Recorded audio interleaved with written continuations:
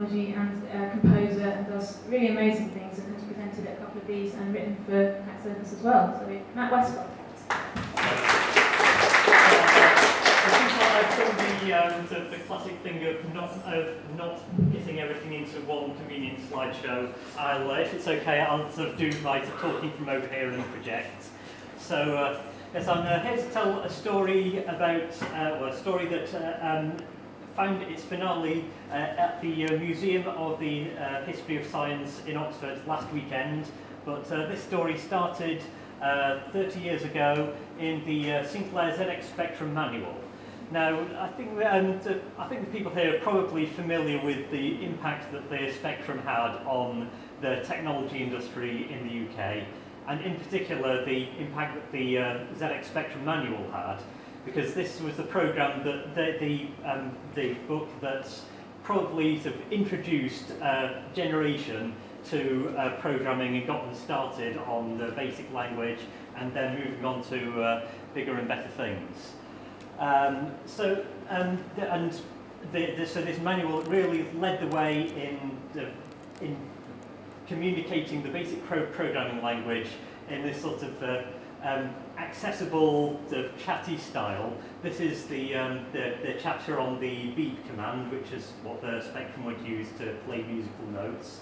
It does say here, if you have a piano in front of you when you're programming a tune, then so I guess that gives away it's kind of probably a middle class thing. So it's this thing. It's introduced the musical capabilities of the computers of the day, and sort of one example program they gave was this one where if you typed in all of these beep commands, then you would end up with a short excerpt from Mahler's First Symphony, which would sound something like this. If you've got the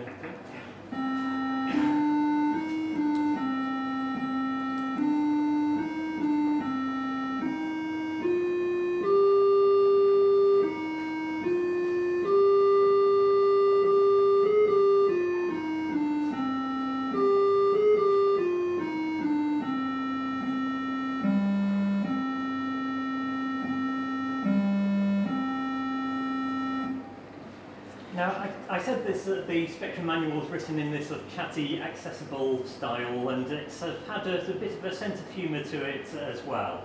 So this was the exercises at the end of the chapter. So it's after this first suggestion of maybe you want to rewrite this to make use of for loops, there was this challenge to program the computer so that it plays not only the funeral march, but also the rest of Mahler's First Symphony. So if anyone back in the day had the patience to do this, then they would probably have been thwarted by the Spectrum's memory capabilities.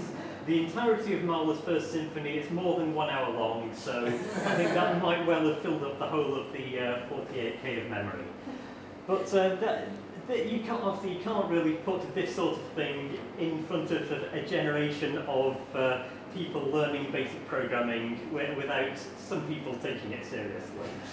And I thought, well, if having one computer play the melody of the symphony like that, it isn't all that exciting.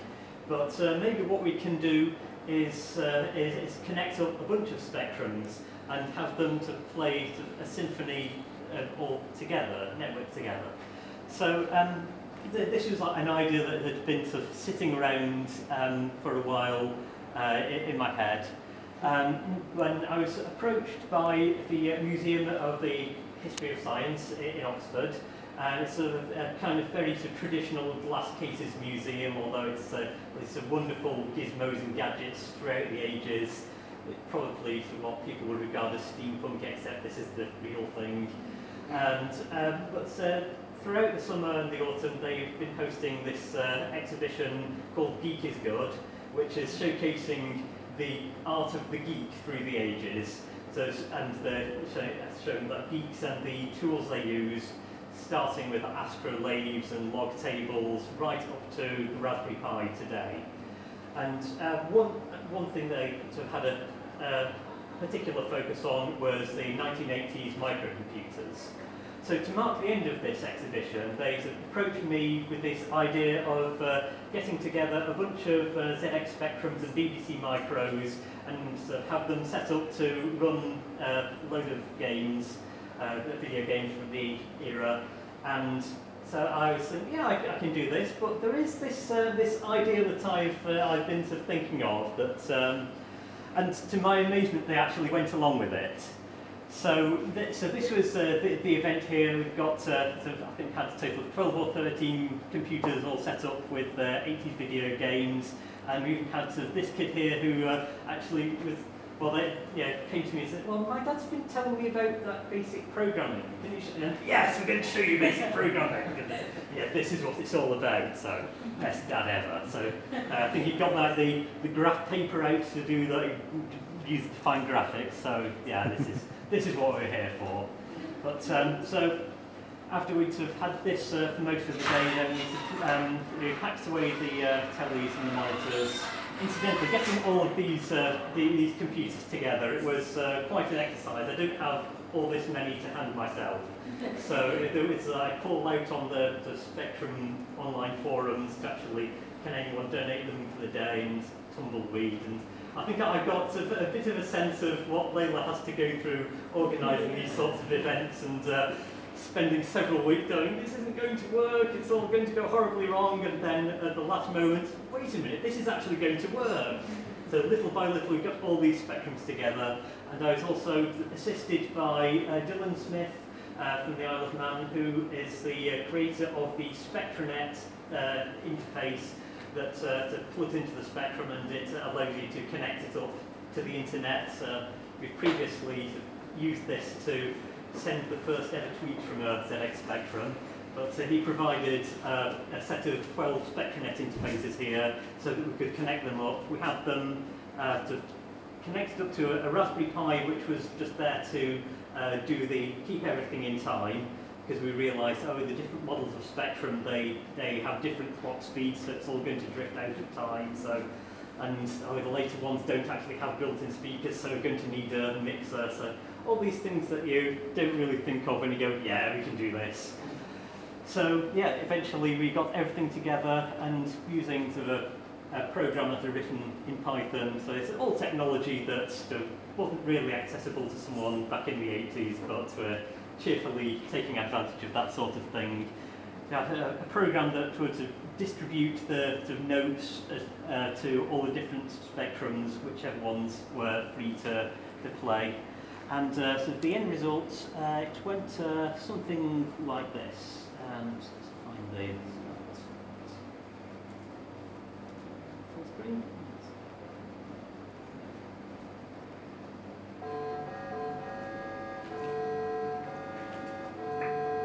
So we had a bit of an issue. I think one or two of the spectrums, for whatever reason, weren't actually playing. So there's probably one that was meant to come in about now with the melody, but then didn't. So this was kind of the longest 30 seconds of my life. I just like relive this moment of awkwardness here.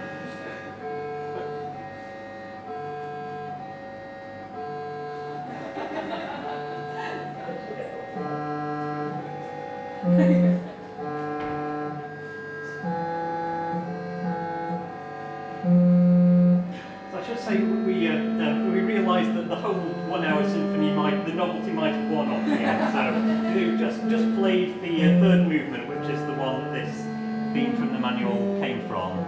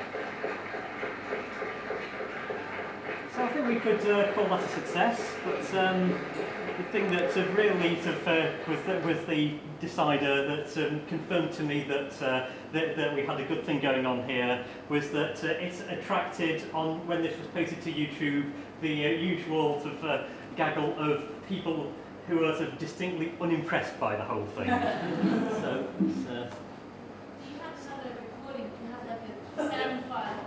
Nothing on that video, it's amazing. Do you have an audio file that captures the quality of the audio? I think so. I'm not sure if we got a direct one.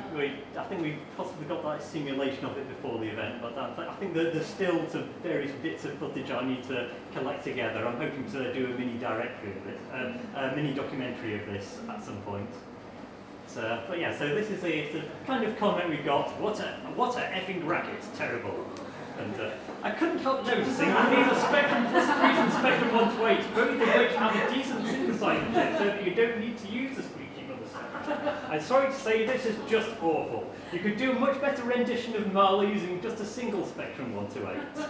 Well, you know what else could do a much better an actual orchestra and musical instruments, but that would kind of have been missing the point as well. But to finish on a slightly more positive note, the word of this got back to Steve Vickers, the original author of the Spectrum Manual, and also the author of the Spectrum Basic on the Windows Spectrum ROM. So this is fantastic, it gave me great pleasure. But if I noticed that there was such truly possible Spectrum exercise, then 30 years later, people in Spectrum would band together and carry it around, we could have achieved such great things for the world. So apparently he's now on the lookout for more challenges, seemingly impossible challenges he can offer to the hacker community at large that we can all band together and achieve by the year 2050. So maybe that's something for people to think about tonight. Thanks very much.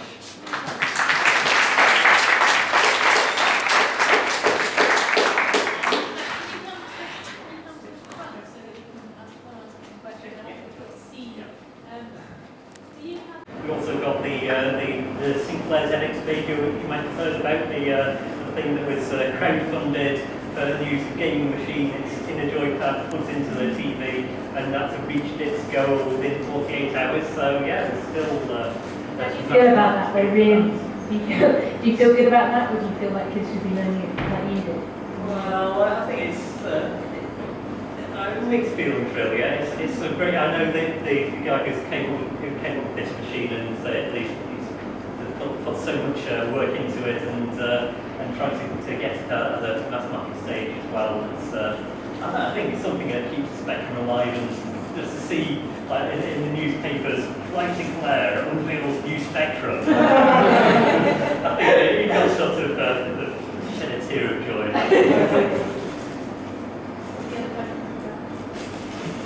I know you said that an hour and a half would be a bit tedious, but did you? I mean, it seems a bit of a wasted opportunity. Well, the challenge of is to program the computer to perform the entire thing, and since I actually did the whole thing like a Python script that would come up with this thing from a MIDI file pretty easily, technically I did program the whole thing. The programs are there, it just hasn't been performed.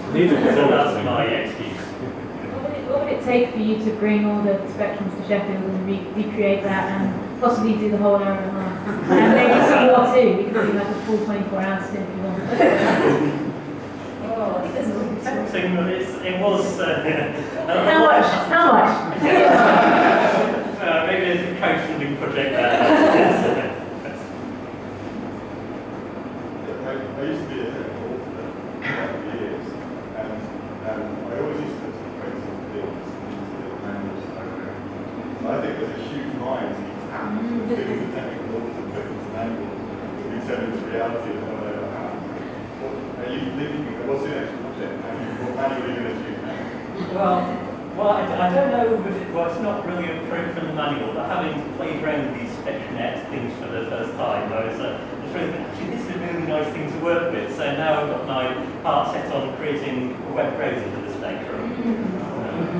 We'll see how it goes. Any other questions from that? Okay. Thanks very much. Are you sticking around for a while? You're going to be sticking around for a little while?